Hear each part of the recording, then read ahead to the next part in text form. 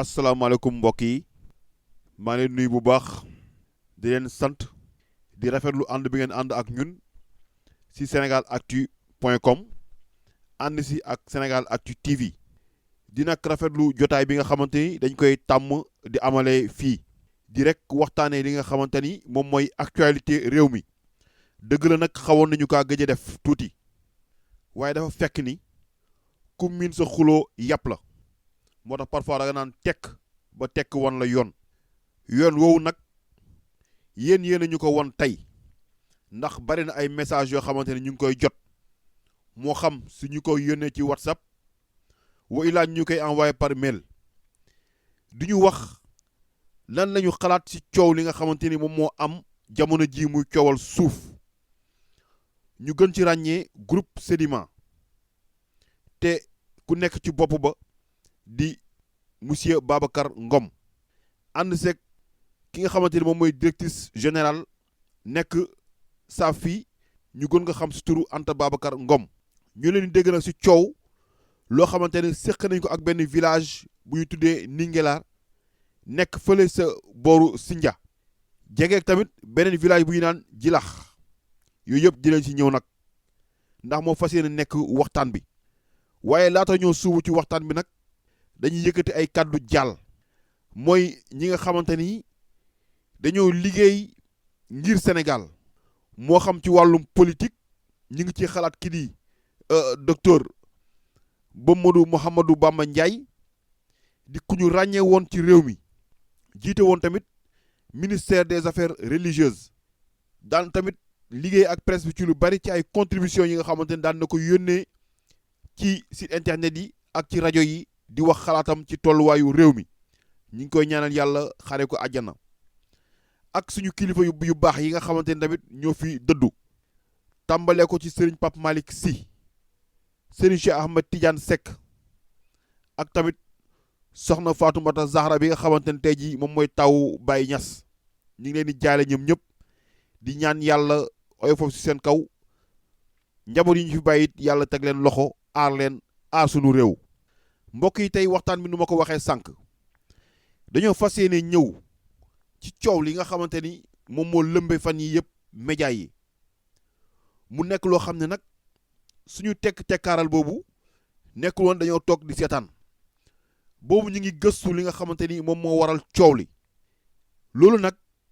mi ngi tàmbalee ci atum 2012 ñi nga xamante ni ñooy waa groupe Sedima ginnaaw ba nga xamante ni ci wàllum ginaar ak nen ak farine loolu lañ leen xamee woon ñu daal di nag décider daal di dugg ci wàllum mbay ci loolu nag ci la ñuy def ay études dem si ki commune bi nga xamante ne moom mooy commune bu Sindia ñu gis ni lu ñu namm war nañ ko fi mën a amee commune bu Sindia nag am na benn village bi nga xamante ne moom moo nekk ci biir commune bi ñu koy wax jilax boobu nag ci lañ leen joxe lu toll ci 300 hectares. ay terrain yoo xamante ni ak ay tool yu ñu dajale te nag kenn ku ci nekk li nga xamante ni moom la ñu warloo ak yow te loolu sax nguur da koy faral di def mooy daal di lay dédommager ginnaaw loolu nag ci la waa conseil municipal bi nga xamante ni ñoo commune bu Sindia daal di dajale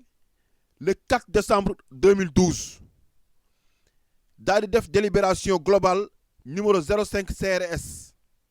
mooy conseil rural de Sindia ñu daal di attribuer lii di groupe Sedima lu tolloo ci 300 hectares mu nekk suuf yoo xamante ne jamono jooju du dara loo xamante ne mus nañ ko fa def du sax illeer bu fa mus a jóg ay garabu guy ay garabu dimb façon garab bu nekk moo fa nekkoon waaye leneen la woon lu dul terrain boo xamante ni pare na pour ñu bay ko sori woon na ko lool ci loolu nag ci atum 2013 si la ñii daal di commencé muy groupe Sedima daal di koy aménager di commencé di viabiliser aussi terrain yi garab yi nga xamante ni ñoo si nekkoon ci noonu lañ ko commencé di dindi tracteur di fa xëy di fa gont dem ba nga xamante ni lépp lu nga xamante ni moom la ñuy soxla ci tool mat na ko ci loolu nag ci la village yu bu ñu tuddee Ndingler ñoom ci lañ ci commencé di bay uteeg loolu nag li nga xamante dañ daan wax naan suñuy suufu maam la woon ñoo si daan bay loolu noonu la musoon a mel donc ba ñu ko defaree nag ba pare ci la ñu commencé ñëw di ci bay mu nekk njariñ nag ba ñu demee nag ba jëmmi jamono Sedima commencé defar seen projet bi nga xamante ni moo taxoon ñu laaj suuf soosu ci la ñu ko yëgal waa Ndingler ak ñi nga xam ñoom ñoo daan utiliser foofu ay at ñu leen kat léegi dañoo soxla suñu suuf pour mën kaa liggéey loolu nag moo waral coow li fa la coow li juddoo ay politiciens daal di ciy rax dinañ si ñëw ci kanam mu nekk nag phénomène boo xamante ne ñun Sénégal tàmm nañu ko gis ndakaaru sax da ngay tabax sa kër kuule raax dem wutiwaat doole ay at boo ñëwee da ngay fekk sax parfois jànk si nga xam dañuy ñëw ndakaaru di daan doole daal di bay daaj seen rideau dëkk fa des fois sax day nekk tout un problème pour nga war leen a mën a génne continuer sa liggéey wala nga gis Sandaga ki nga xam dafa toog di jaay taabalam ci suuf day jékki-jékki daaj table fixe ëllëg bu ko buur soxla ñoom ñooy def ay manifestation naan dañ ñoo bëgg a xañ suñu teranga donc loolu coow la boo xamante ne Sénégal moom tàmm na ko waaye lu ci mën a am rek mooy dañoo toll ci jamono joo xamante ni lu ñu naan nit buy ñëw di kocc-koccal nen ñaar la ci namm mooy nomlet wala baxal waaye aar nen bi kase pour bañ nen bi kase tëj loolu taxul mu koy aar ñaar yooyu la ci namm loolu nag su ma ko waxee mooy politiciens yi nga xam dañoo rax nekk ci ginnaaw baykat yi bëggaluñ leen jàmm seeni intérêt bopp rek moo tax ñuy taxaw di jug di nekk ci rajo yi di wax ndax am nañ ay ambition bëgg a nekk maire foofu ci Njagañaaw nga xamante ni moom moo ëmb village yi nga xamante ni moom mooy lii di Ndingler waaye tey jii bu ñu waxantee dëgg kase bu fekkee nag dañuy waxante dëgg man ko ma xam-xam ni awma parti pris faruma fenn man ci askan wi laa far li nga xamante ni moom mooy njariñu Sénégalais yi ci man ci loolu lay dox ndaxte bu ñu ne Sindia ndax Sindia mi ngi nekk à 15 kilomètres de Mbour te ku ne Mbour ne Saly ne tourisme xam ngeen ni Sénégal fi mu nekk nii tourisme bu doxatul Saly hôtel yi fa nekkoon ñu ci bari tëj nañ zone boobu amuñu lu ñu mën a jàpp te bu ñu ne tey seeni maam ñoo fi doon bay Sénégal ñoom xam nañu nawet gën ko bari ñetti weer la mais projet boo xam ne dafay dem 12 mois sur 12 balaa ñoo jël kenn jël ay doomu Ndingler jël ay doomu Jilax jël ay doomu Sindia jël ay doomu Saly jël ay doomu Mbour ñu fay liggéey dama ne kat loolu mooy intérêt population boobu accompagner leen ñii seen projet bi ngeen àndandoor liggéey lii ngir jog gox boobu mu nekk gox buy naatal Sénégal ëllëg ndax man boobu léegi maa ngi suivre yenn débat yi maa ngi suivre tamit li nga xamante ni moom la waa villageois yi di wax maa ngi suivre tamit li nga xamante ni moom la waa Sedima di wax mais lu ma ci gis te dégg ko tamit nekk dëgg mooy accompagner leen projet bi lii seen njariñ la ñoom ñëpp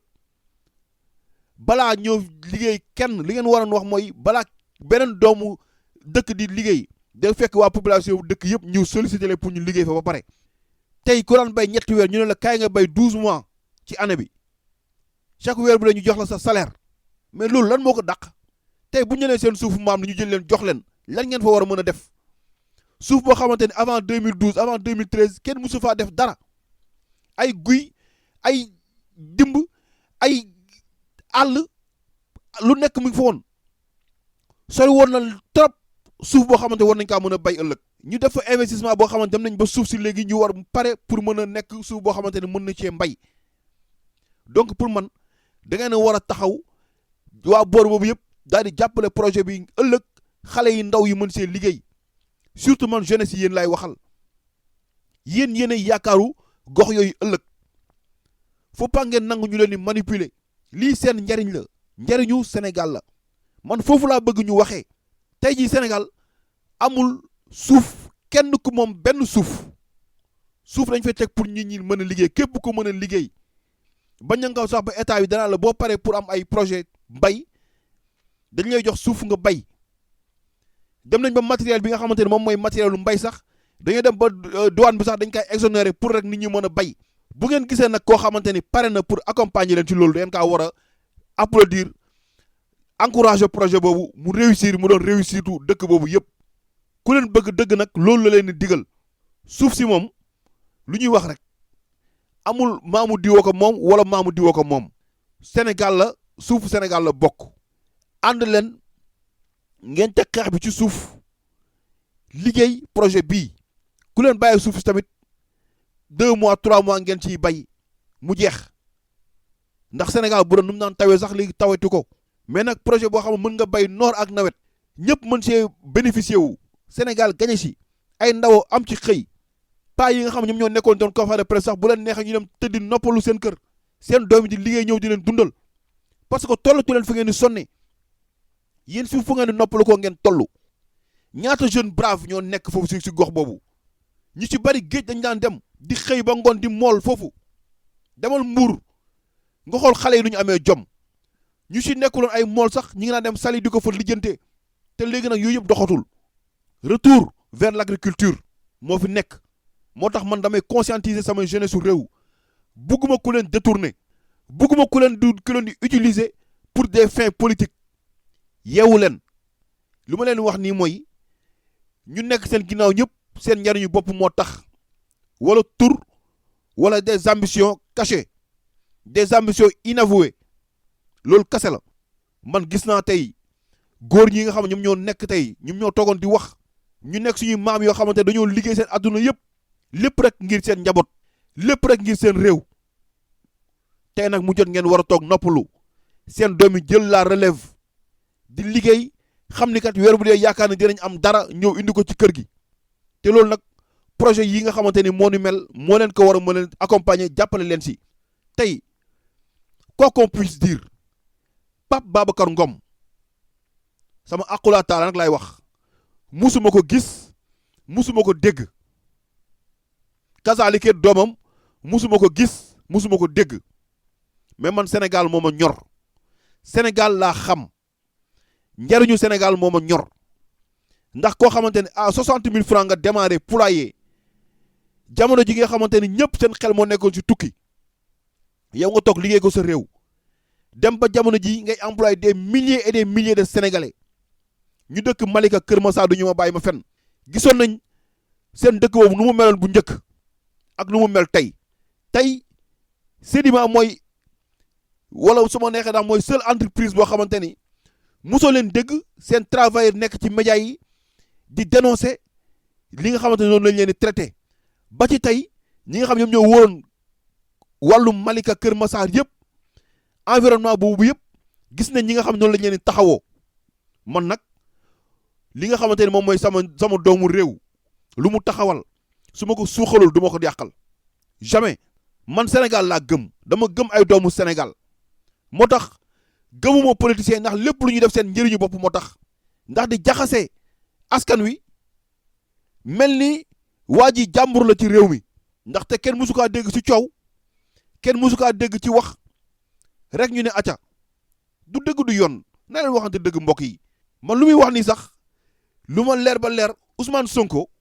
nga xamante ni ci partem la bokk gëm naa ni yemale ko ci lii ndax Sonko lu muy wax yëpp doomu réew mi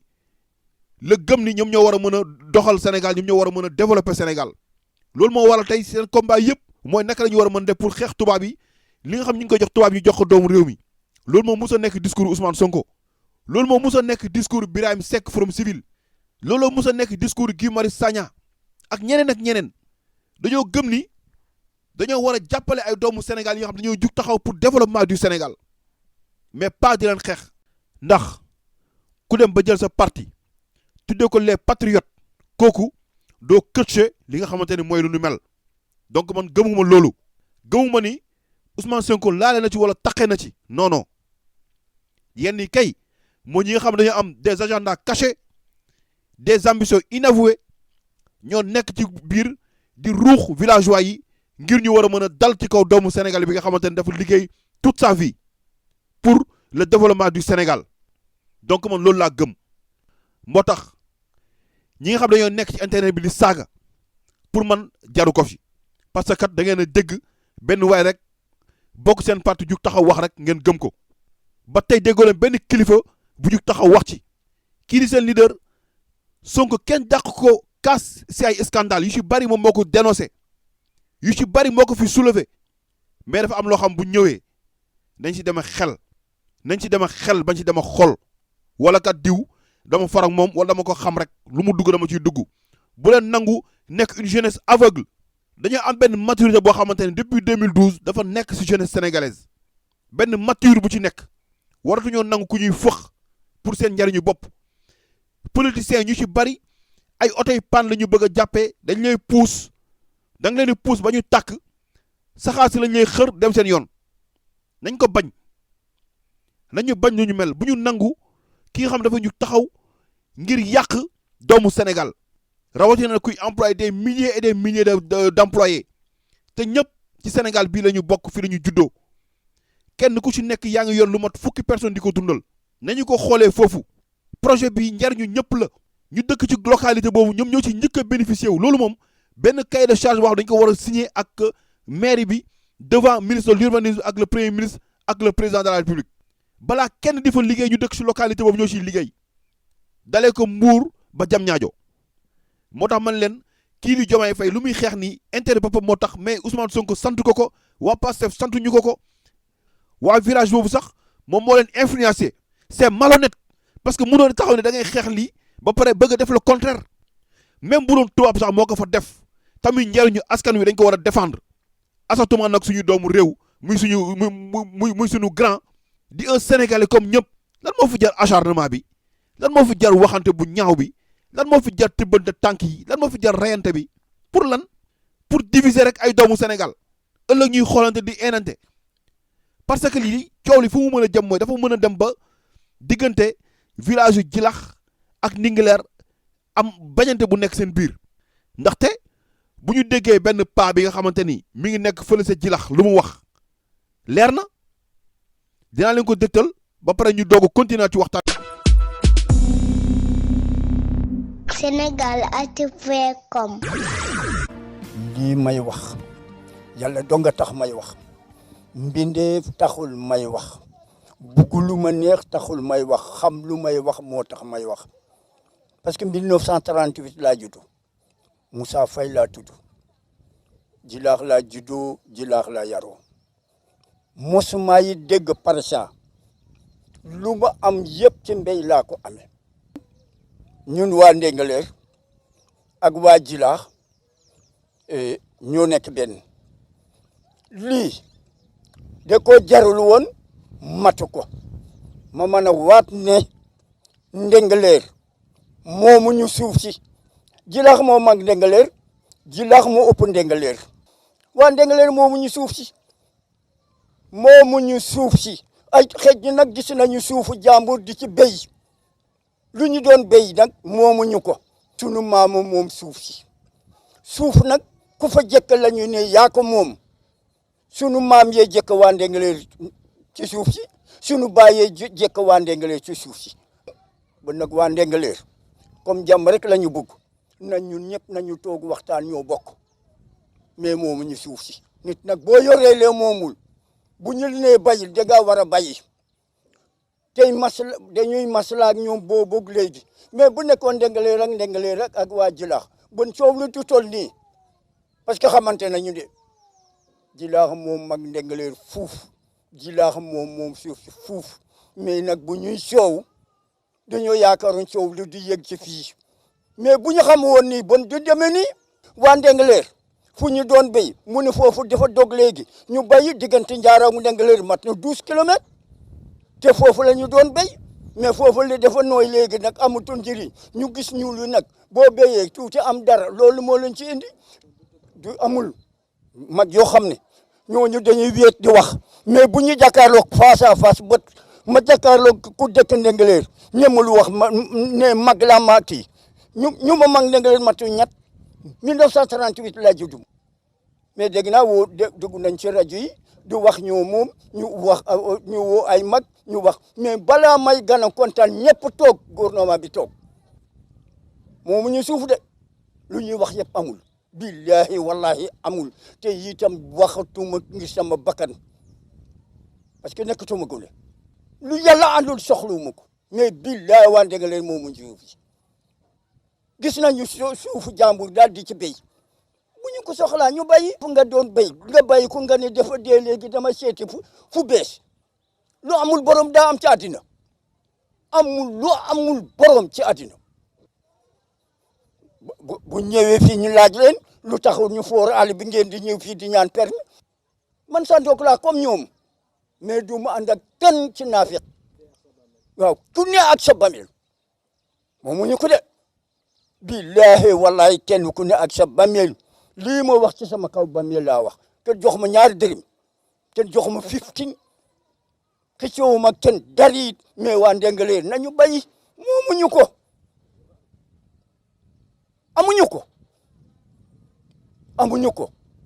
amuñu ko ku am juróom-ñaar fukk at ku ma ne sama tool bàyyi ngi ca biir ñuul yi amul da nga seet Ndingler fu mu nekk ak fu Jilaax nekk waa Jilaax mën nañoo yaafuus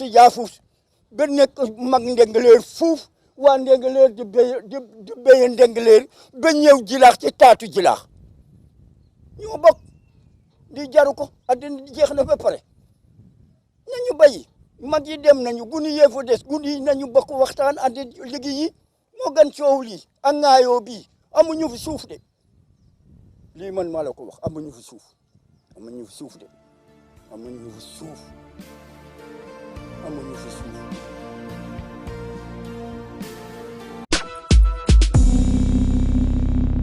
Senegal@com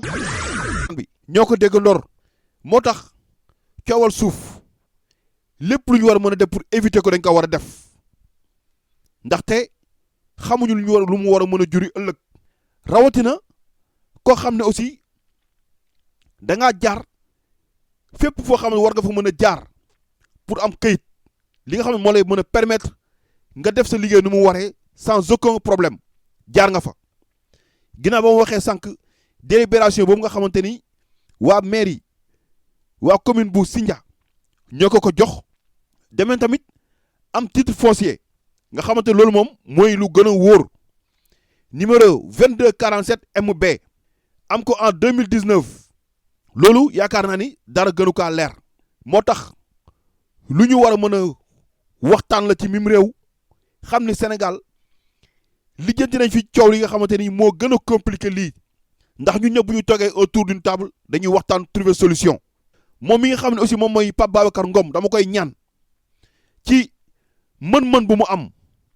mu jéem a taxawu village yooyu nga xam ne ñoom ñoo nekk waxuma sax du ma yem rek sax Ndingler mais dama ciy boole Jilax taxaw ba dimbali leen ñi nga xamante ni ñoom ñooy mag yi fa dëkk ndaw yi mën nañ leen wutal foofu liggéey waaye mag yi ñu assister leen jàppale leen ba lépp lu ñu manqué woon mu defal leen ko dimbali leen ko bu ñu amee aussi yeneen projet muy jigéen ñi mu jàppale leen ci parce que mbay yi moom mën nañ ko bàyyee góor ñi waaye na xalaat jigéen ñi si dëkk yooyu assister leen jàppale leen